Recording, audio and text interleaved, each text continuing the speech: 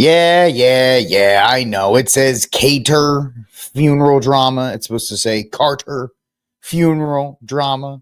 It has been fixed. Eventually, it'll catch up, and on the replays and so forth, it will be correctly spelled, but it's not, and that's okay because this is the Rickcast, and I am the aforementioned Rick in the sea of vapid and pointless podcasts. You're listening to another one. Thank you so much for hanging out with me on this beautiful Thursday, January 9th, 2025, where we are gripped in the midst of a fierce winter storm here in the state of Texas. It's just cold and rainy down here. It is not snowing like it is up in Dallas. And as people in Texas turn into student drivers, somebody on X said that, and it was so funny that I'm thinking I'm pretty much stealing that. So credit to whoever said that before.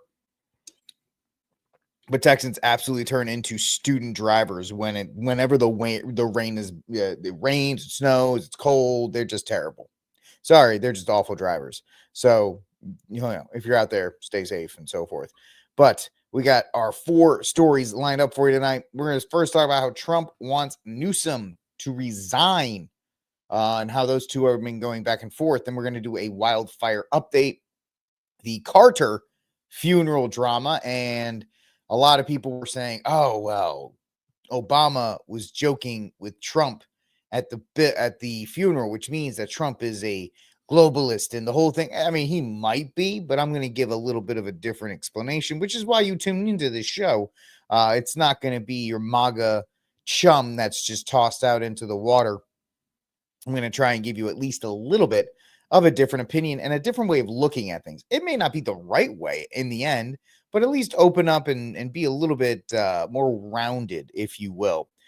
In an era where it's black and white, I guess you can call me a gray man in that regard. And then finally, we're going to talk about a pro-gun bill that is being introduced in the House. I think it's a national conceal carry reciprocity bill. I'll tell you why it's dumb. And you're going to be absolutely in love with the fact that you understand that it is indeed a stupid, very, very not good bill, right? You like how my official wording of them, the stupid, not good bill. It is a stupid, not good bill. But I appreciate everybody hanging out with me. Like, subscribe, share, hit that notification bell if you want to make sure you are here when the show starts every single night.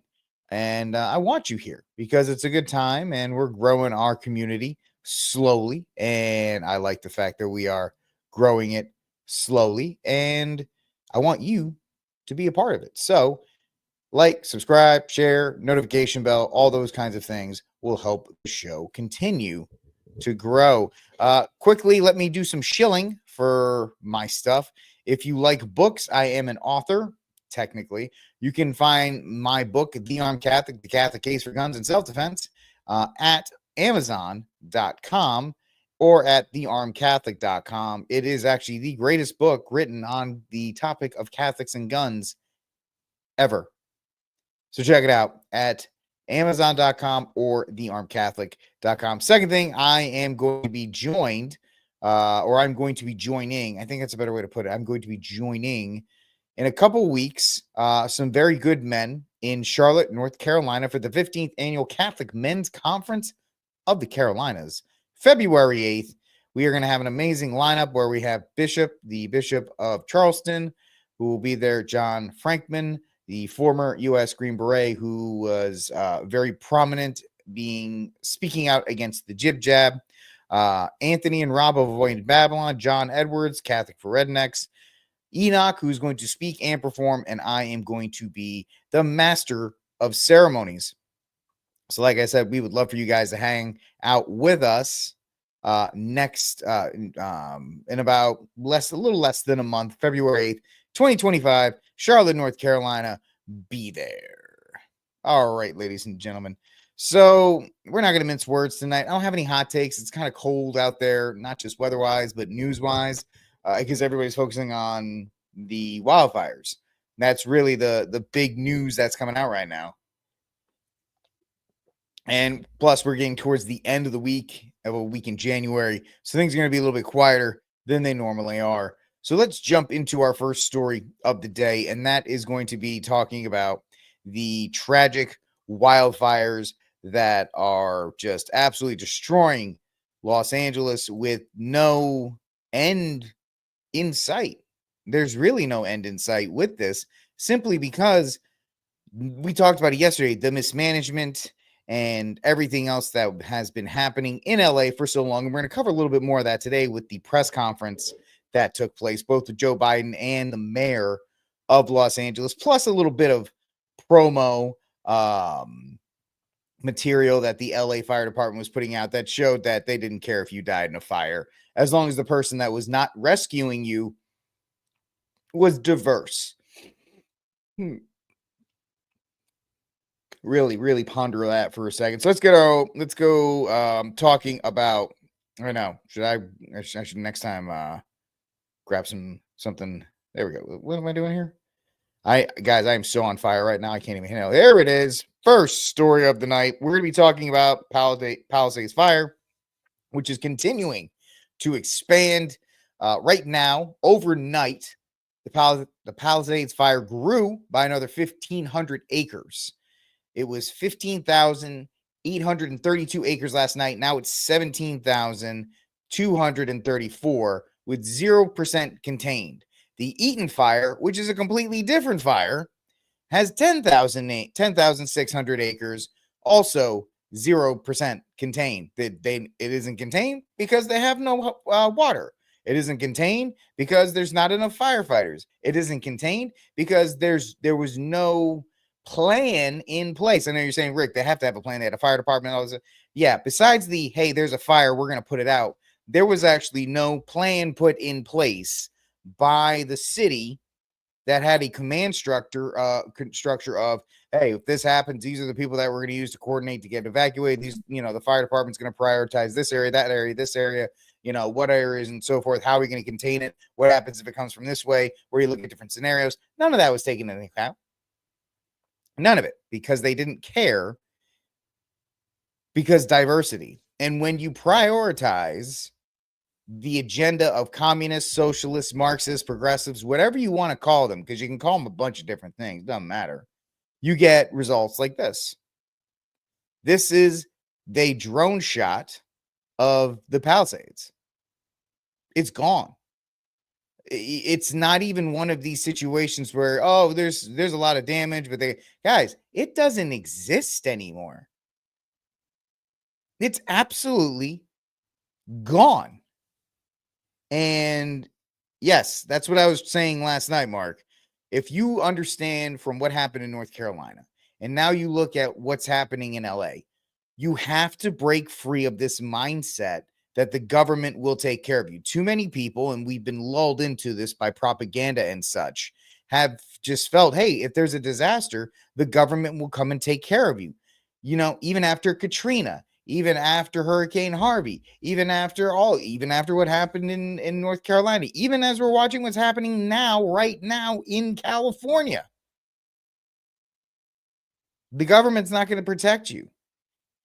There is 0% contained, 2 wildfires spreading over all of Los Angeles County, and the federal government is kind of like, wow, this is really bad. You guys going to be all right? Because it's not up to them. What if they declare a state of emergency? That's great. And they can offer assistance.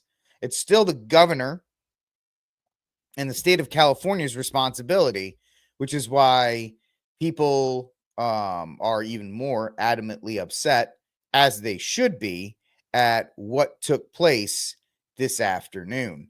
And that's just let me give you some highlights here from Ground News.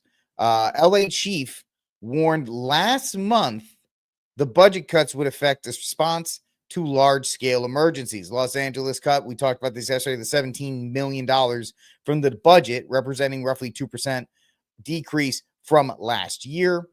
The city of Los Angeles decreased the Los Angeles Fire Department's funding by nearly, we already said that.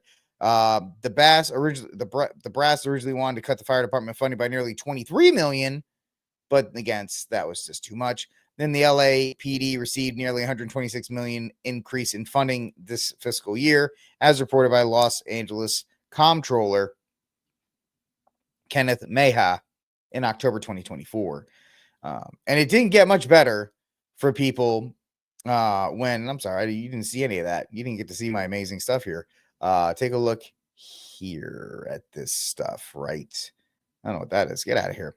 Nothing one works for me right now. Get out. We'll get it fixed. We'll get it figured out. Me and my crack team of me figured out. There it is. So, wrong article, but at least you can see that it is spelled Carter, not Catter, not cat turd like I had. Let's see. So yes, LA fire chief warned last month that budget cuts would affect response to large scale emergencies. And so people are demanding answers to these questions.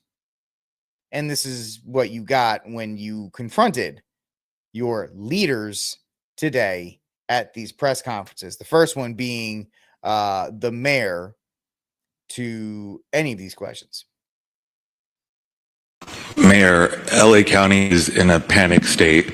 It began 2 days ago with the Palisades fire. My crew and I arrived shortly after it started. And for several hours, we watched as hundreds of homes in a neighborhood burned to the ground. We did not see a single fire engine. We watched as Good Samaritans guided traffic.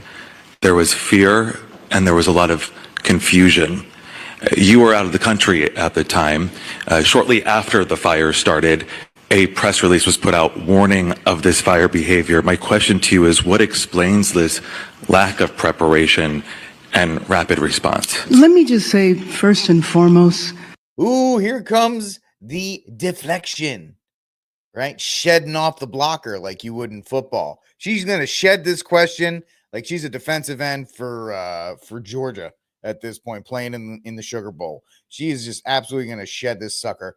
And she's going to deflect and she's going to blame and she's going to say all these other kinds of amazingly just ignorant things when you have hindsight at your back. my number one focus, and I think the focus of all of us here with one voice, is that we have to protect lives, we have to save lives, and we have to save homes. And you didn't accomplish any of them.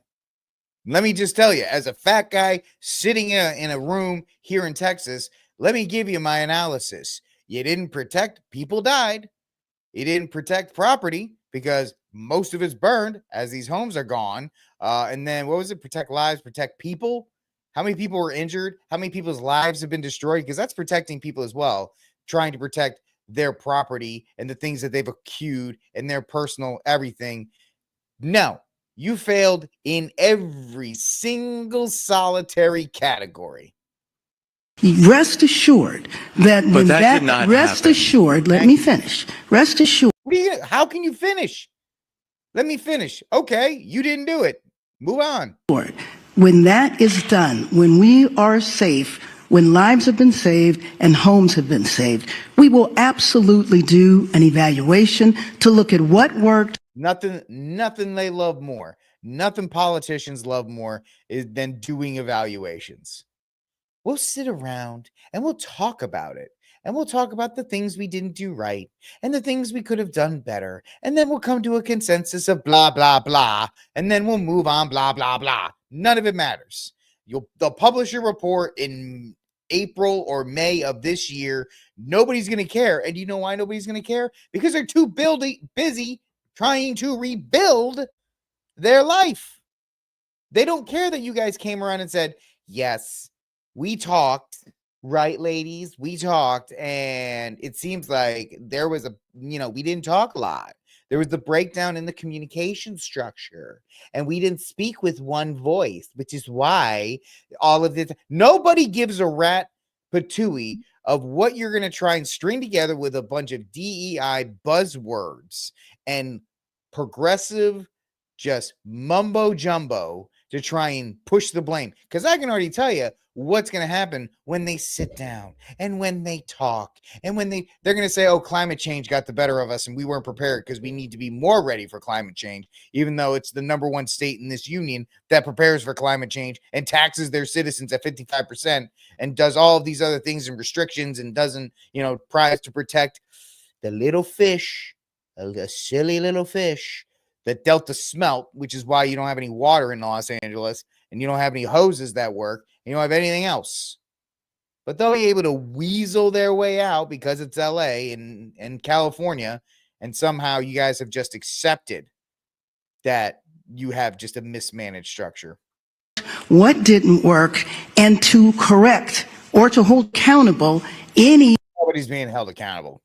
Nobody. Not maybe the intern that showed up that was getting the bagels. The report will say, well, if Shoshanda got us the right bagels, Shoshanda got me a sesame seed bagel that morning, and if she had got me the correct cinnamon raisin bagel, then I would have been alert and I could have stopped the fire. They'll have some kind of nonsensical explanation like that. They're going to toss the lowest person on the totem pole under the bus with no help and no protection, because that person probably didn't do anything or probably was responsible for this, but they'll get the blame. That's who will. This lady with her fancy haircut is absolutely skipping the blame, 110% guaranteed. Body, department, individual, etc. But my focus right now is on the lives and on the homes. Yeah, well, that focus should have been 2 days ago. Focusing on that now is like trying to figure out why the pool is frozen when you left the water in back at the beginning of November. Why is my pool frozen and why is the foundation cracked because of it? I'm going to have to get to the bottom of this. Oh, wait, it was me and I left the pool. I didn't take the pool water out in November when everybody told me to. Oh, we'll figure it out then. Yep. 100% right, G-Money. They will absolutely get bailed out and no punishment will be dealt with, and it'll just continue to go around and around and around and around. Do you think your leadership was effective while responding to this disaster? I just said what I believe is the most important thing for us to do right now, and that you can dodge a question, you can dodge a ball. Is going to continue to be my focus. Thank you. Thank you. Thank you. Let's go. Yeah, so that's a no. No, your leadership is terrible because you were in Ghana while your constituents' houses were burning to the ground. You were taking an all expenses paid trip on the customer dime. That's why there's no money for the fire hydrants, because she had to fly first class to Ghana. And do you know how expensive it is to get a ticket to go to Ghana? It's not like she can take Southwest. And even if she did, she'd obviously get like that A 1 through 15 group, which you got to pay like an extra $100 for. Yeah, wait till Trump comes in. He's just going to fix it all, man. I already had my diatribe about that last night. And let's just make Trump a king and call it a day. But what about, ladies and gentlemen? All right. So obviously we see that the leadership structure, the leadership team in the city of Los Angeles is not very good. Obviously you could tell that before. And their DEI, people were saying DEI practices and DEI hires. And of course, people on the left had to push back. Why are you guys being racist and sexist and bigoted about women being firefighters? They're totally capable of doing it. And then this video was discovered because the internet is forever. And it just validated pretty much what everybody thought. Your house, your emergency, whether it's a medical call. Supposed to be a woman. Just real quick. That's supposed to be a woman. You want to see somebody that responds to your house, your emergency, whether it's a medical call or a fire call, that looks like you. It gives that. No. One more time. No. If I am in a fire, I do not want a 5'6" overweight bearded man to be at the door to come and save me. Let me just get that out there. I do not want Gimli from the Lord of the Rings. Well, maybe he's actually jacked. I don't want Gimli's stunt double to show up and try to save me from a fire. I want 6'4". I want the Rock, but not like roided out Rock now, like Rock back in like 2000. I want guys who look like the Rock back in his prime, who could carry me in his palm of his hand and walk out. I want the biggest dude possible. So when he kicks in the door and, I'm sitting there, I'm like, oh, I'm going to die. And I see him, I'm like, oh, good. Thank goodness. Thank you. Like a dude is here to save me. If I'm in that position, I do not want Yaz Queen. I do not want this peering at me through the other side of the door. Excuse me, sir. Do you need help? Yes. Get me a priest because I'm about to die. You're not helping me. Just find me a priest at this point. Find me somebody, find me a priest. That's what, ma'am, it's not ma'am. Whatever you are, find me a priest because I'm going to die here. And she even says that, right? Nation of Domination Rock, prime Rocky Maivia. Yeah, I want him busting through the door. Heck, I want D'Lo Brown, Mark Henry. I want all of them, like Kane. Not now because he's the mayor of like a small town in Tennessee, but like back in the day, Triple H. I want these dudes blasted through the door. Save me. That's what your job's supposed to be. Not this. Not me. My non-controversial opinions of men my size shouldn't be cops or firefighters. Sorry, the rest of you, but if you're under 5'8", and I know I sound like Tinder now, if you're under 5'8", you should move on. Do something else. It sucks. We got the wrong end of the genetics lottery, but we're not really capable of assisting. Anyway. House, your emergency, whether it's a medical call or a fire call, that look like you. It gives that person a little bit more ease. If I'm having a heart attack and Miss Diversity comes in, I think my heart attack is going to get worse. It's going to get worse. I'm going to be like, what are you doing? Just get out of here. You know what? I'll drive. I'll be having a stroke. This lady will show up and I'll be like, just give me an adrenaline shot in my keys. I'll drive myself to the hospital. Knowing that somebody might understand their situation better. Is she strong enough to do this? Or you couldn't carry my husband out of a fire, which might. Here you go, folks. This is where we're all correct. Response is he got himself in the wrong place if I have to carry him out of a fire. No.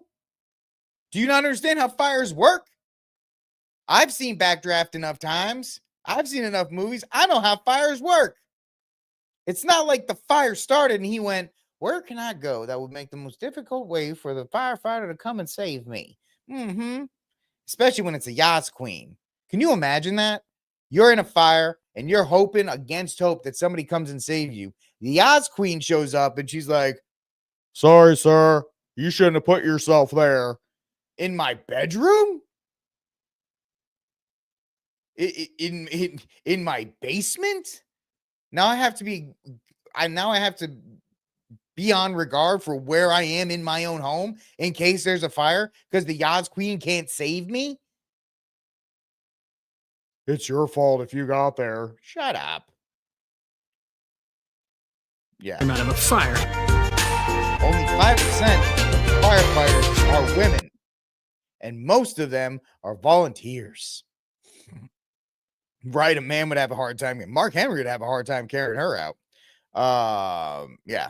So it's absolutely, it just shows we're correct. And I know people don't want to be agreeing with that, but the diversity hires and the people that promote this kind of stuff, if that lady shows up to their house, they're probably the only ones that are like, oh, I'm so happy you're here, diverse woman, to break my rib cage as you give me CPR. Because when you're doing that, at least I know a diverse woman of color is doing it.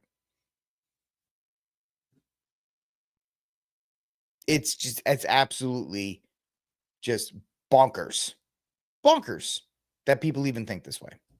And then finally, old Joe at his press conference today, trying to reassure a grieving nation that everything's going to be okay. I know you're directly affected, so you fire away. No pun intended. Indeed. All right, as the president throws it to the vice president. You see how? And the vice president, I know you're directly affected, so you fire away. No pun intended. Indeed. All right, that crack team of the president and the vice president.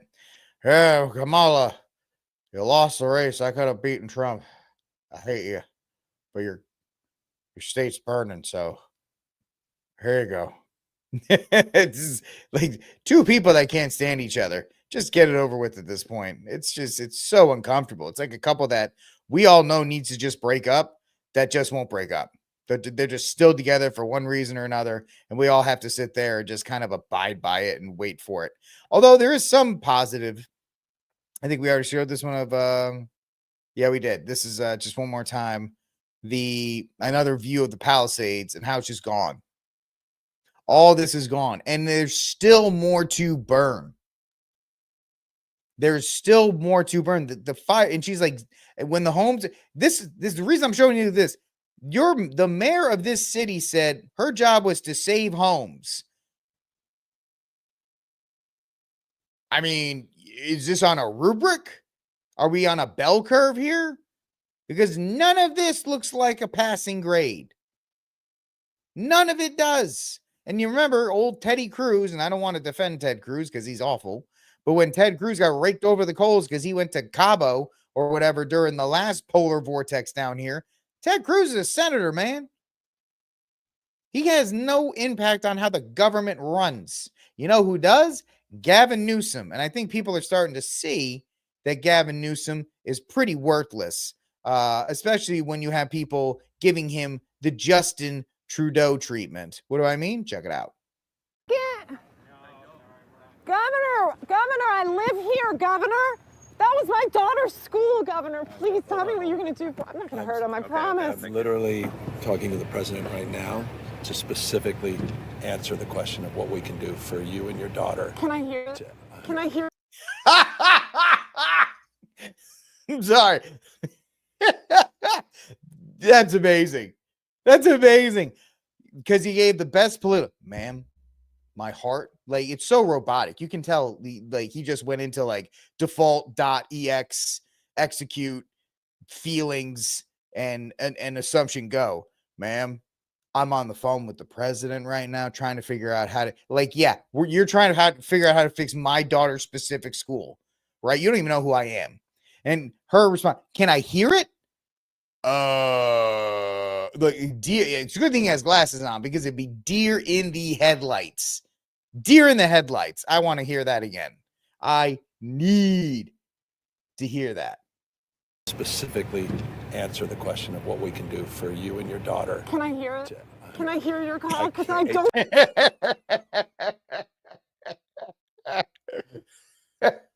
I love America.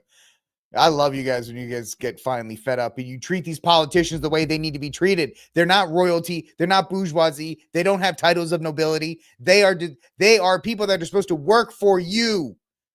So when he gives you this goobly garbage nonsense, yeah, put him on the phone. Put Biden on the phone. I want to hear his sleepy butt. What is he saying? Believe it. I'm sorry. I'm through a tunnel. Because I don't believe it. Yes, you shouldn't. You shouldn't, ma'am. You shouldn't believe a word this guy is saying. Absolutely. I want to hear what he has to say because I don't believe it. And he's like, look, this phone has FaceTime. I just updated to the new Apple, right? Look at that. That's pretty cool. Because he doesn't know what to do. Because usually it's, I'm on the phone right now with the president. And people would just be like, oh, he loves me so much and he just cares. He just cares so much about me. No, don't fall for it. I'm sorry. There's literally, I've tried 5 times. That's why I'm walking around. Oh, you just said you were talking to him. Are you talking to Joey B or is he putting you on voicemail? Which one is it, homie? Why is the president not taking your call? Yes, lady. Yes. Yes. I feel the eagle soaring right now with every question. Because it's not going through. So Why? Why is it? Because it's not going through. Why? I have to get cell service. So let's get. Oh, you don't have cell service. You just said you were on the phone with them. Do you have Starlink? Do you have any? You're the governor and you don't have cell service? You don't have a backup plan to make sure you're in communications with people at all times? Oh, that's right. You spent $75 billion on like LGBT picnics. Get it. Let's get it. I want to be here when you call the president. I appreciate it. I'm doing that right now. And it's to immediately get reimbursements, individual assistance, and to help you. I'm devastated for you. I'm so sorry, especially for your daughter. I have 4 kids. Losing this Everyone who went to school there, they lost their homes. They lost 2 homes because they were living in one and building another. Yeah, I bet you that's right. I bet you that Suburban has a SATCOM. If that's the governor's like vehicle that he's driving from place to place, I bet you he has all that gear. But he's trying to be like, my iPhone, I didn't update it last night, so I don't get service. This is how stupid they think you are. This is how dumb they think you are. He's like, oh, I'm on the phone with the president. Let me hear him. Oh, I'm sorry, I'm going through a tunnel. I'm right next to you. Oh, but I can't get any cell service. Why? Because I like ask them. This dude is not special. Gavin Newsom is not special. I know they're going to try and run him in 2028. The dude is not special. He is not a leader. He is not anything to try and look up to. And so you should push him. Push him. Where was he? Where was he when the state of California has time after time after time voted in favor of propositions to actually get some water, build new new water projects? Never happened. Push this guy when he's the one who vetoed, I believe I'm reading this right, I'm not, please forgive me. He vetoed the extension for volunteer firefighters, which is why right now the Los Angeles firefighters are understaffed. Push him because he was too busy a couple days ago talking about how bad Trump was and talking about climate change. But yet Joe Biden doesn't even know what day it is. Push. These people are not special. Please tell me, what are you going to do with the president right now? We're getting the resources to help rebuild. Right? This is just these are the filtered responses. Ma'am, I'm sorry. I'm on the phone with the president. That one didn't work. Move to the next one. Go to empathy. I feel for you. I have 4 kids. Empathy didn't work. Go to reassurance. Trust me, ma'am. I'm reassuring you. We're going to get the resources. Like, these are just pre-packaged responses. There is not a drop of empathy in. The only thing that guy feels is anxious because he wants to get in that Suburban and get the hell out of there. He doesn't want to talk to this lady. And the sad thing is, this lady over here probably up until about 2 days ago voted for Gavin Newsom, voted for the bald lady who's now the mayor, voted for every Democratic policy, probably believes in it. She probably subscribes to the religion of Democrats or they care about the planet, they're empathetic, they care about the people, they care about blah, blah, blah, this, that, rights, blue, blah, bee, boo, whatever you want to say. And now she's standing face to face with the embodiment of all that, and he doesn't give a rip. It could be a mosquito that's buzzing in front of him. That's the same amount of energy he is giving than this person. Is there no water in the hydrants, Governor? That's all literally. Is it going to be different next time? It has to be. What the hell does that mean? It has to be. Oh, I know. Now he's into politician mode. Of course. What are you going to do? I'm doing to everything. Fill the hydrants. I would fill them up personally. You know that. I literally. I would fill up He's the like, hydrants. I just want to get in this car and get away from you. What do I have to? He's now, what is the grieving steps? Negotiation. He's in a negotiation. What can I say?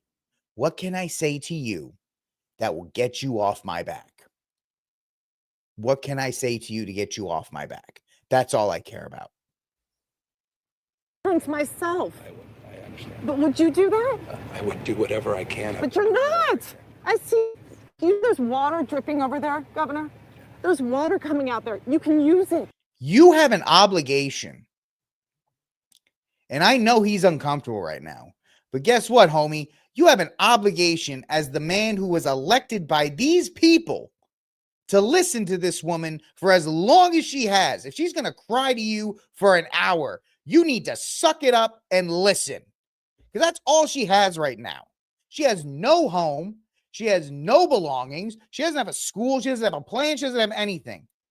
So the least you could do is try to not blow this woman off and listen to her. That's it. Doesn't even take anything for you to do. Say whatever you want. There are some politicians that are really good at this. Gavin Newsom, since he's a robot, is not. I appreciate it. I'm going to make the call to address everything I can right now, including making sure people I'd are like safe. to make sure you do. Can I have an opportunity to at least tell people you're doing what you're saying you're doing? Could somebody have a contact? Can I have your contact information? Right there. Yeah, here's my card. 1-800-GET-LOST. Don't ever talk to me again. Folks, I mean, and there's a lot of Republicans that are just as bad. I'm not shilling for one or the other. But you have to understand, if you're a politician, or you want to be in politics, or you want to be a leader, and I'm not any of those, so take this with the biggest grain of salt you can. But in these times, it is your obligation to listen to your constituents. It is your obligation to not be like, ma'am, I'm sorry. I have children. We are getting resources. I'm calling the president. He's not answering. I don't have cell service. I'm sorry. I would fill the hydrants if I could too. Like, she just wants to rant. She needs somebody to rant to, and you're the friggin' governor. I will give Gavin Newsom this much credit. I will give him this much credit, and it may not be a lot, but it is. He at least let her talk.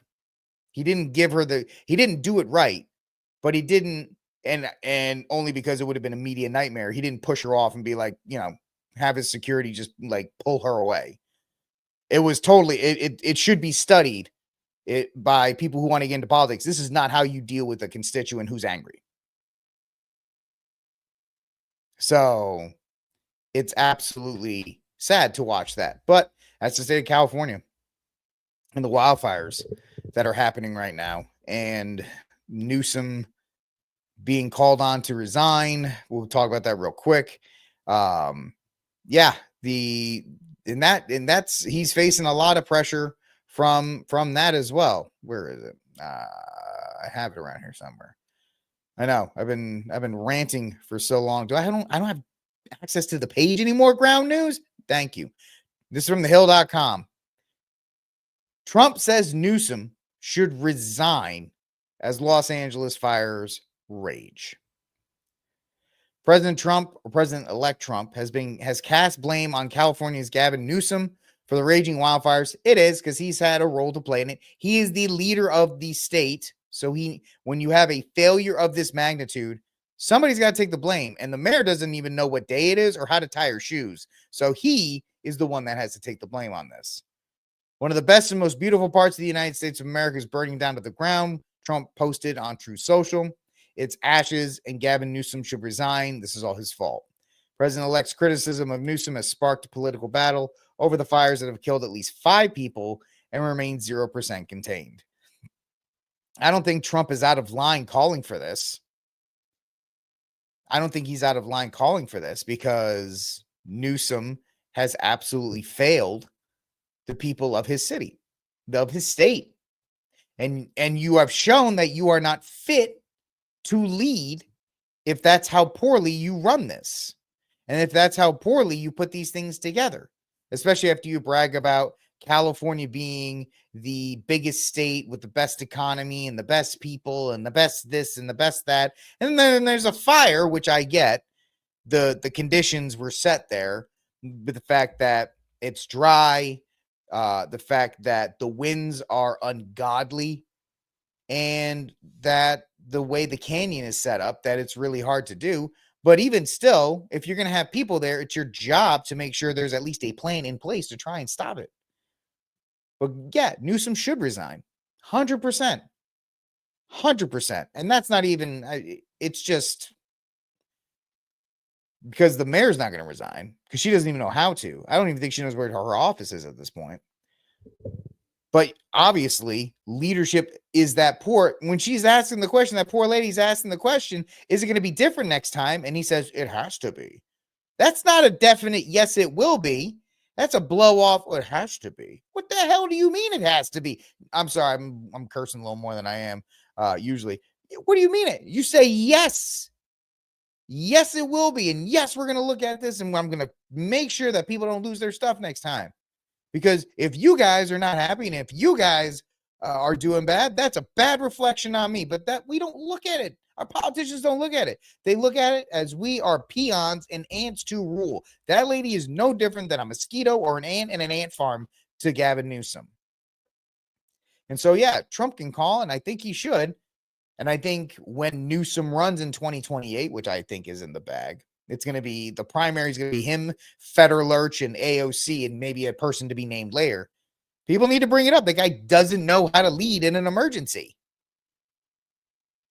He was condescending to her, right? He was, and you know why he was condescending? Because he doesn't know how to be empathetic. He doesn't have the feelings because he doesn't see her as a person. He didn't see her as a person. He saw her as like, damn it. Yeah, I'm so sorry. I was trying to get my truck, my air-conditioned truck, or my heated vehicle, however they treat, if he's cold, my nice, expensive SUV that's got all the tech that I need, and it's going to drive me back to my governor's mansion while you don't have a home. I'm so sorry. I have 4 kids that are perfectly safe. How are yours? Oh, they're not. Okay.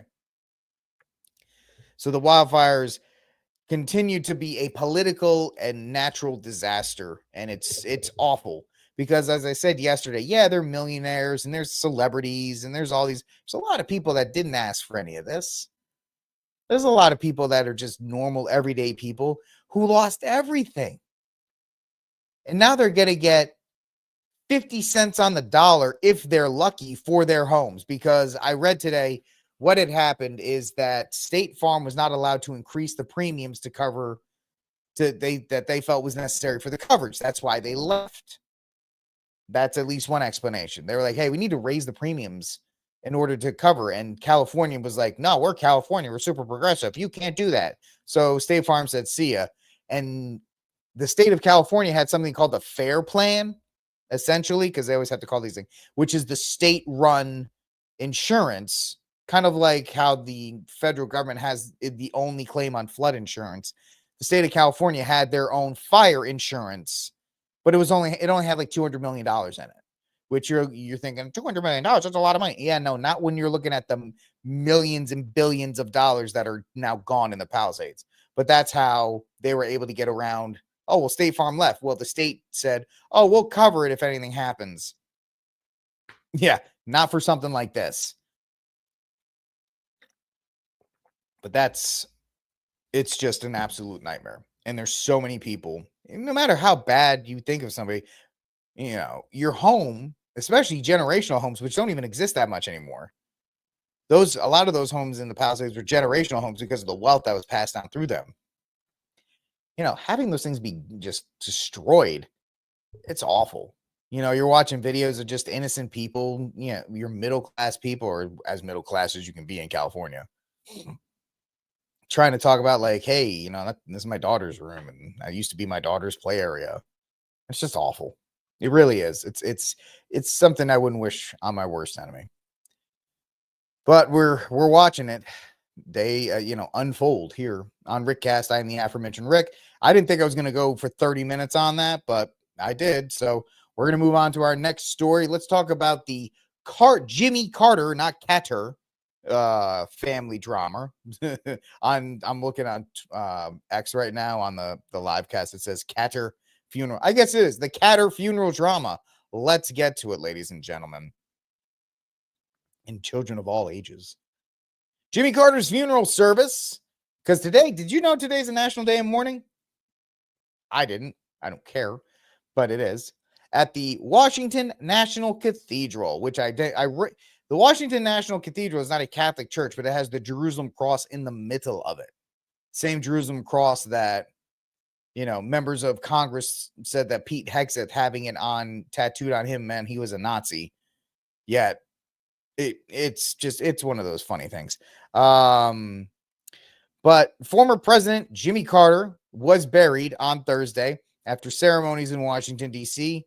and in Georgia, because that's where he was born, with President Joe Biden eulogizing him otherwise known as Joe Biden kind of rambling on for 5 minutes, quoting a couple Bible scriptures and then, going back to bed. Jimmy Carter. Well, there you go. I mean, yeah. Good. I'm Ron Burgundy. All 5 living presidents were at the Carter funeral service at the Washington Cathedral. Biden declared Thursday a national day of mourning in honor of Carter, calling him a man of character, courage, and compassion.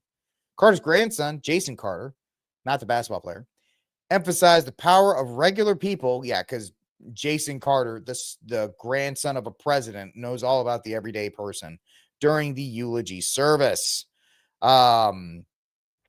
So you have the which I'm not, once again, he's not a king. He was a public servant. So this pomp and circumstance for any president is just ridiculous.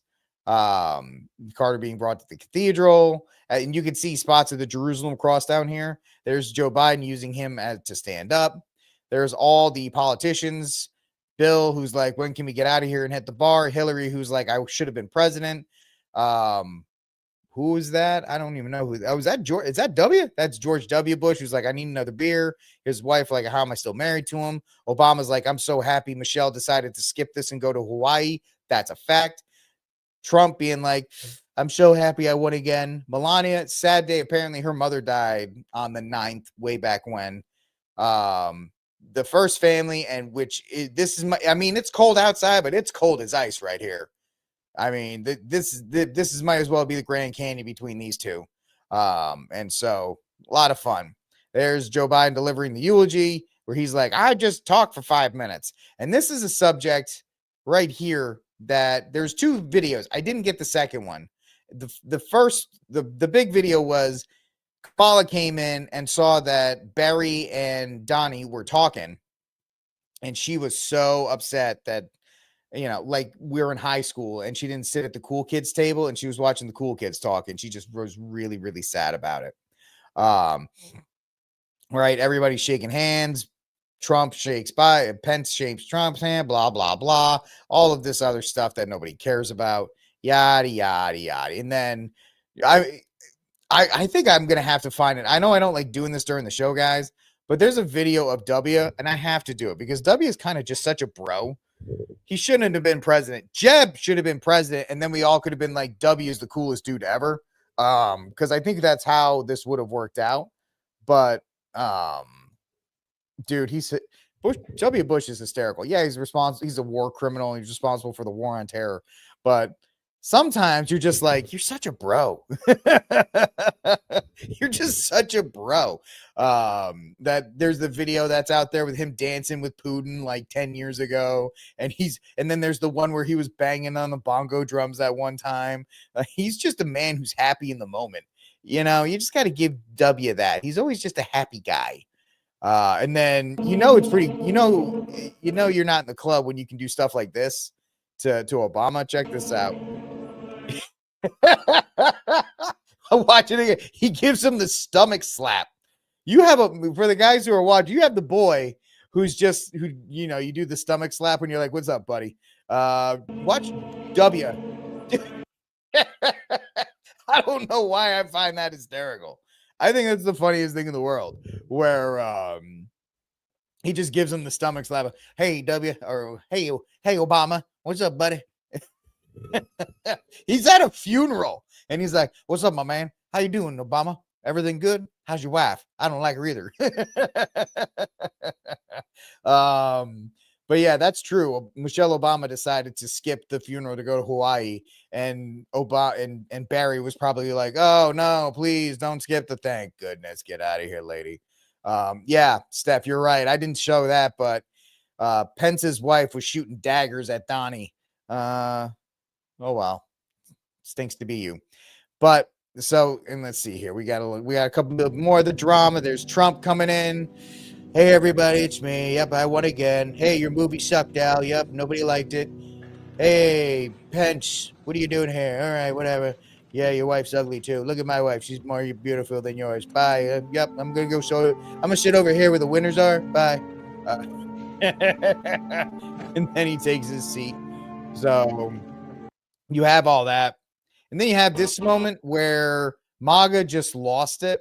And I'm going to try and give you an interesting perspective on this, just real quick. So you have Obama and you have Trump talking, and they're chit-chatting away, and they're smiling. And of course, MAGA land is like, he's a deep state globalist. They're all in it together. And he might be. I'm going to go with a different angle. Right? Yeah. And everybody's like, oh, Obama called him Hitler and he called him this. Guys, you got to realize politics is politics. It's the WWE. It's over. The game is over. They wiped their hands of it when the election ended. Yeah, right? Trump is a charmer. Trump is a businessman. And a wise man can charm his enemies. And I use this as to cite this point. We revere movies like The Godfather, or we revere other movies where, like Heat, the movie Heat, even though it didn't go this way, where the two main characters sit down and they have the conversation. And there are some, and I mean, the reason why is because Pacino was on so many drugs in that movie that it was hard for him to not just scream the entire time. But, you know, you have those moments of it's not longevity, levity. You have those moments of levity between your two characters where they can connect on things. And there are things that these two guys, even if they have different worldviews, and they really don't, can connect on. Right? They've both been in the most pressure-filled position that anybody on earth could ever face. So they have, even if they don't like each other, they have that connection. And even Trump could be like, I think you're the ugliest guy in the world. Obama's going to laugh because he understands public perception. He's not going to get into a shouting match with him. And Trump's the same way. You have to have a level of decorum when you have these conversations. That's how gentlemen are supposed to interact with each other. A wise man, like I said, can charm his enemies and make them laugh and find. You don't have to like somebody and find points of common ground with them. Because you have to be there. You guys got to sit here for an hour. Are we going to be miserable, or, you know, I'll crack a joke and we'll kind of move on, and whatever the case may be. I'll make fun of your wife, and maybe that's what he said. He probably was like, I bet you're so glad she's not here. right about here. He's like, I bet you're so glad she's not here right about now. And then he just starts cracking up. You know, you're right, Donald. I don't like her. She scares me. She makes me sad. So that's that moment of longevity at the Carter funeral, where there was drama because Kamala didn't get to sit next to Barry, and Barry was sitting next to Trump, and so forth. Oh, is this breaking news? Trump's his sentencing appeal, is that for the New York one, the New York sentencing appeal? Because he's supposed to get dragged into court. Is that tomorrow, the 10th? He's supposed to go into the New York court sometime either tomorrow or next week. Let me know if that's right, Steph. Yep. Hey, look at that. I got it right. Yeah, Trump wanted the SCOTUS to step in. I get why SCOTUS didn't want to step in. That's a state thing. That's not a federal court. So SCOTUS actually probably, if I was to read it, would have a lot of things to say. They don't have any jurisdiction here. It's a state matter. And the last thing SCOTUS wants to do is step in on appeal to set a precedent that the SCOTUS can step in on state matters. The last thing they're going to want to do, especially with a court like Roberts. So that means two conservatives went with the libs. Yeah, I bet you it was probably Amy Coney Barrett and Gorsuch. Not Gorsuch, Kavanaugh. I bet you it was Amy Coney Barrett and Kavanaugh. If somebody finds that by the end of the show, let me know if I'm right. I guarantee it. I know Amy Coney Barrett said yes. Your flipper, or your flip-flopper, or whatever you want to call it, for lack of a better term, you have three justices to choose from: Roberts, Gorsuch, or Kavanaugh.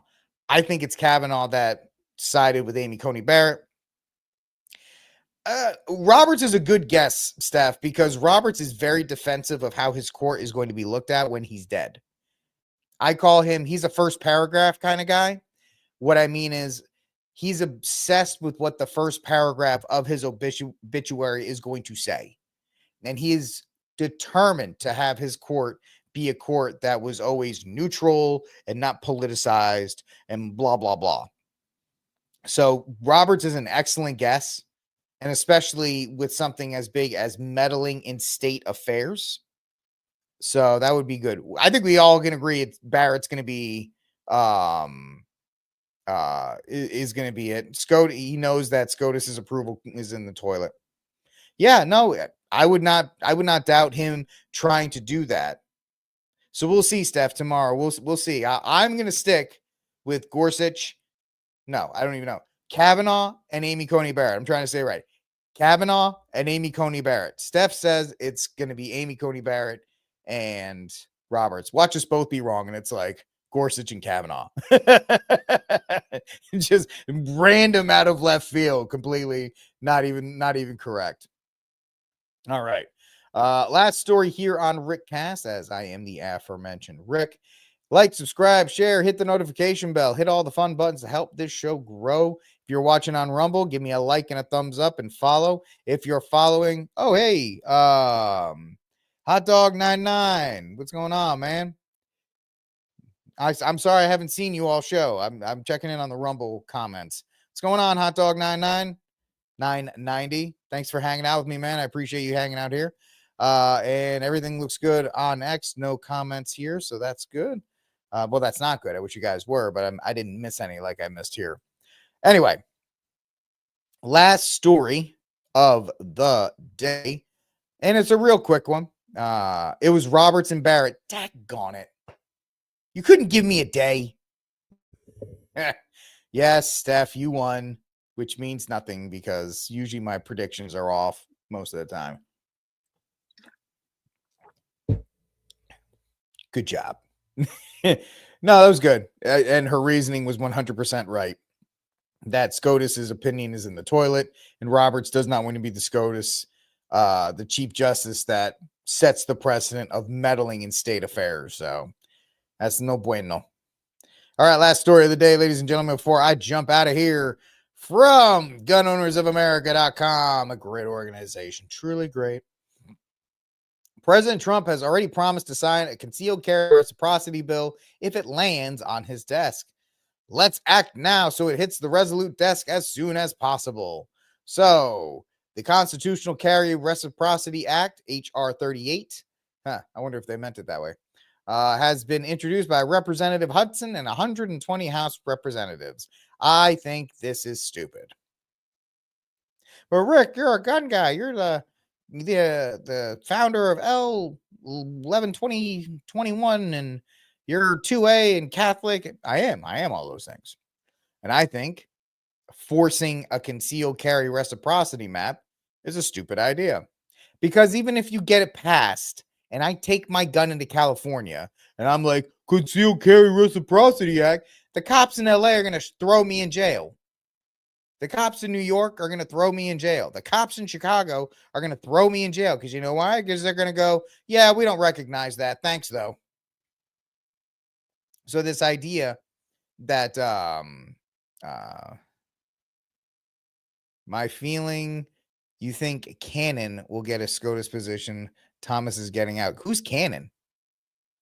If I know who Cannon is, now that Trump has been elected, I will answer this question. Let me finish this up because I don't have a lot to say on this, but I do want to answer this question. I think it's very interesting. We could be doing so much more than this stupid bill. What you need to do is get suppressors off the National Firearms Act and make it so you can buy them with a 4473. You need to dismantle the NFA as much as possible. You need to remove SBRs from this idea. Stop wasting your time on something that is not going to help people in blue states. If I go to a blue state with a gun, if I go to my home state of Rhode Island with a firearm and I try to appeal the National Constitutional Carry Reciprocity Act, whatever they call it, I'm still going to get thrown in jail by the state police of Rhode Island. they're going to throw me in jail and then say, oh, well, appeal it. So foolishness, but that's what Republicans do. I feel that this and the bill that renaming the Gulf of Mexico to the Gulf of America, these are useless bills. These are useless bills that don't help anybody. And I know people don't like me in the 2A community because I have this opinion, and it's not like 2A all the way. My carry permit lets me carry all the way to Sector 7G and all. No, man, I ain't doing any of that. Nope, not at all. States already have reciprocity, right? I carry in red states. I don't carry in blue states. That's how it is. And it also steps on state sovereignty. I can't act as a federalist as I'd like to. I want as much power in the state of Texas as possible, or in Florida as possible, or in Arkansas as possible, or even in California as possible. I don't like national anything, because when it's national anything, that just means the Democrats get to use it to their own advantage. And I don't like that. I don't think you should either. So bad bill, bad idea. So Shannon is the Florida judge who sides with Trump on the document case. Judge Aileen Cannon temporarily blocks release of special. Okay. Trump's getting back into office. So I think we're going to see that there's going to be pressure on Alito and on Thomas to avoid the situation that happened with Ruth Bader Ginsburg, especially since Trump only has one term and he only has essentially 180 days to get this stuff done. Not that, it's the Senate and they have the Senate for the 4 years that Trump's going to be in office. I don't think there's going to be a major swing on that. Maybe it could. I don't know. But I also understand the fact that I'm okay with Thomas retiring. I think Thomas has paid his dues, and I think if he wants to ride off into the sunset, I think he should be allowed to. Same with Alito. Judge Aileen Cannon seems like she is she's more of a conservative, which would be good to have there. And so I'll say this, if you're going to do it in the first 2 years of Trump's term. I think Alito should leave, and I think Thomas should leave, and I think you should have those two filled. So that way the conservative side would be a lot younger than the liberal side. Yeah, they just put Kangina Brown Jackson in, but Sotomayor is not a spring chicken, and neither is Kagan. So you at least want to take a look at that from going from there on out. Good question, though. So I think Cannon would get that position, and I think Thomas getting out is the best time you're going to do it in the next 10 years. Right? This is going to be your window. And do you really I don't want Nancy Pelosi in Congress. I don't want Mitch McConnell in Congress. I don't want these old people in Congress. I don't even like the idea of Trump being president because he's 78 years old. So I have to be, I'd have to say, Thomas and Alito should definitely consider stepping down. One in the first 2 years, and if they retain the Senate, then one in the last two, just to kind of, even it out. But that's a great question, Steph, and one to take a look at going forward. All right, folks, that's it for this episode of Rickcast. I am the aforementioned Rick. Thank you so much for hanging out with me. Don't forget to go buy my book, The Armed Catholic, The Catholic Case for Guns and Self-Defense, which you can get at Amazon.com. It is the greatest book on Catholic and guns ever created. You can take that to the bank. Also, do not forget, ladies and gentlemen, if you are in the mid-Atlantic area, do not pass up an opportunity to come meet the one and only me at the 15th Annual Catholic Men's Conference of the Carolinas, February 8th, 2025. You can scan this QR code right here. Look right next to my pretty little face, where you are going to be able to have this lineup of amazing speakers.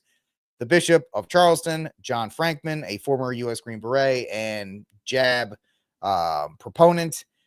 Anthony and Rob of Avoiding Babylon, John Edwards, Catholic for Rednecks Instagram page, myself, the Armed Catholic, and then Enoch, who will be performing and speaking.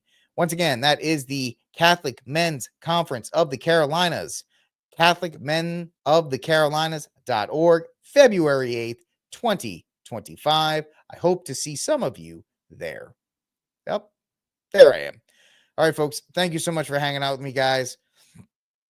I absolutely appreciate it. On this Thursday, the 9th of January 2025. I will see you guys tomorrow, where we will close out another week, and I hope you guys are ready for that.